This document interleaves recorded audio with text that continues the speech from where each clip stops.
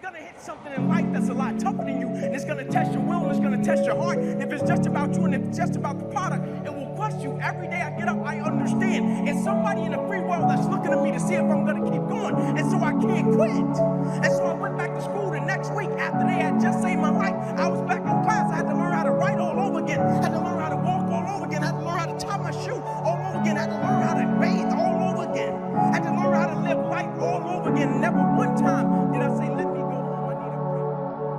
Life is going smoothly, then the bottom falls out. Everything is coming up roses, then the bottom falls out. Everything is working out in his favor, and then the bottom falls out.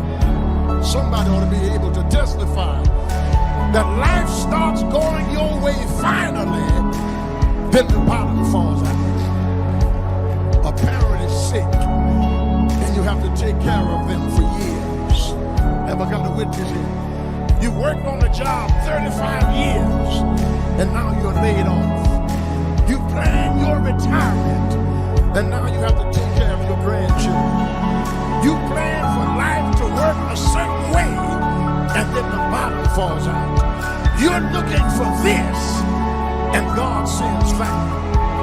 I need somebody to help me testify that even though you love God, even though you come to church, even though you read the Bible, just because you're a Christian does not mean that the bottom will not fall out. You have to be awfully immature to think that every day is going to be a good day. Somebody ought to help me testify. Some days are better than other days. And some days, if it ain't one thing, it's another. Especially when you get over 50. I was telling the church this morning, yesterday it was my left shoulder hurting. And I got that straight this morning. Now it's my right shoulder hurting. Then if it's not your shoulder, it's your leg. If it's not your leg, it's your back. If it's not your back, your washing machine goes out. If it's not your washing machine, you got a flat when you get up in the morning. If it's not a flat, you got to slap your oldest son down. If it's not your oldest son, it's your youngest daughter. Somebody will help me testify. If it ain't one thing, it's another. It's 3, 4, 5, 6 things. Because when you serve God, it does not mean that the bottom will not fall out. Tell people you're not lazy.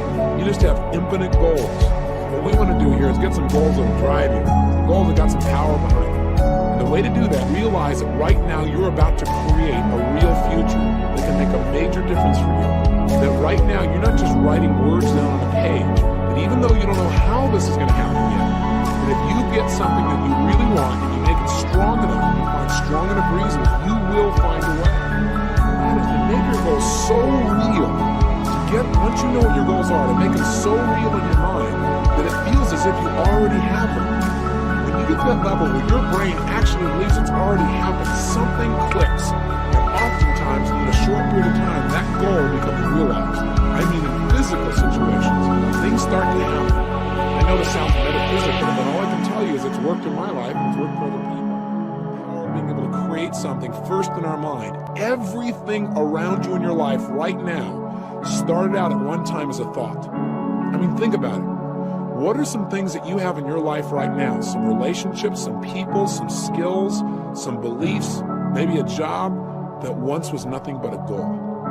You're in that same moment now of creation.